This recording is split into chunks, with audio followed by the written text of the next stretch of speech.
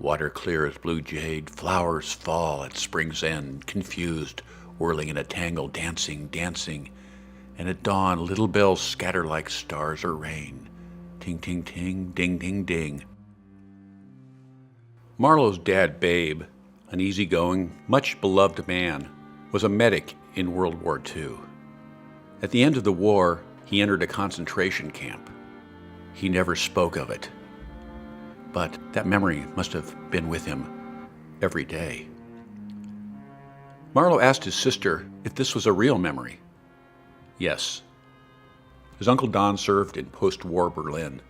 The armpit hair on the women made a strong impression. Marlowe remembered looking at a photo album at his grandmother's house, black and white, early Kodak, of his uncle in uniform. The photos blend in Marlowe's mind with images from Fassbinder films. His Uncle Don, even as an adult, would cry about Wagger, the dog who pined away when he left for the service and died one day before he returned. Uncle Don's and his mother's younger brother Gary wandered off from a high-security nursing home dementia unit in a remote Colorado county last winter. There were searches by land and air, but no luck.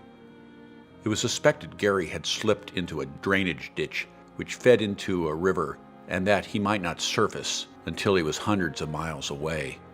But in spring, hunters found a body. Marlowe's sister was Gary's guardian and had to deal with this. DNA testing had to be done. She wanted to say, "Let's hope it is not him," but she said, "Let's hope it is him and not someone young with a life ahead." Wise little sister. On to their mother. When Marlowe told his sister he dreamed their mother was painting in his studio, she had a different take. She didn't like their mother much, and said that once she painted a picture after reading the Chronicles of Narnia, and that their mother came into her room when she was gone and made changes to the painting. This totally freaked her out. She said it undermined her confidence and did psychological damage, and that what their mother did was traumatizing and cruel. Marlowe contended his mother was not thinking about his sister at all, just making the picture better. A harsh critic doing the critic's job. He thought his mother would be horrified by his sister's reaction. Still, he and his mother would share a malicious laugh and feel total sympathy. Once Marlowe's mother had achieved a degree of success, she was busting to get up in the world, raise her social station in life. And she had big plans for Marlowe, and it always crushed her when he fell in with a bad crowd, as he always inevitably did. What is funny?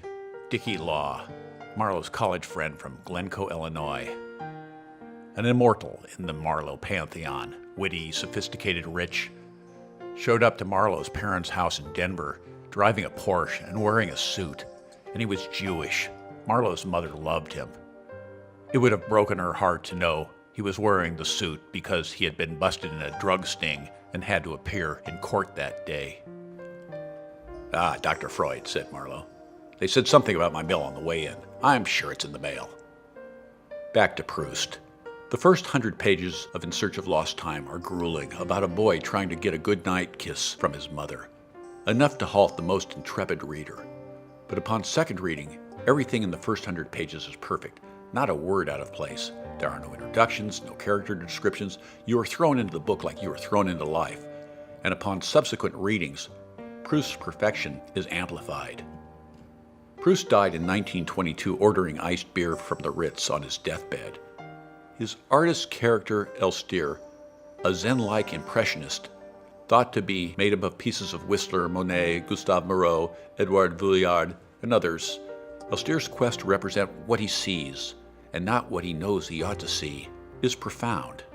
Elstir would paint Marlowe's mother, not in the fin de siècle fashion, but dressed in her painter's garb, white shirt, blue jeans, white tennis shoes, mending an infected wound on his dachshund Fritz, cleaning the pus with a Q-tip. Ah, his mom loved Fritzy, and Elstir would catch her beautiful smile. It was debated in surrealist circles whether Rochi had the Buñuel touch or Buñuel had the Rochi touch. But Rochi did the scene like this. Elstir's portrait of Marlowe's mother hangs in the Grand Salon of Oriane de Guermantes, aka the Duchess. The air crackles with that famous Guermantes wit. The talk is of music, and Orion's ears prick up when she hears, "And so Toscanini's rehearsing his orchestra, and takes umbrage with the female cellist. My dear, you have that beautiful instrument between your legs, and all you can do is scratch." Then there was Jan Popper, auditioning a soprano, who also said "my dear" when he was vexed. "My dear, you must study for 2 more years," and then quit. Who had spoken? The Duke? No. The Baron Charlus? No. And Orion's keen eye catches the painting of Marlowe's mother, who, alas, would not be noticed. It is only Fritzy the Duchess sees. The brazen dachshund was staring at her like he knew her intimately. The dog. She'd have to tell Swan.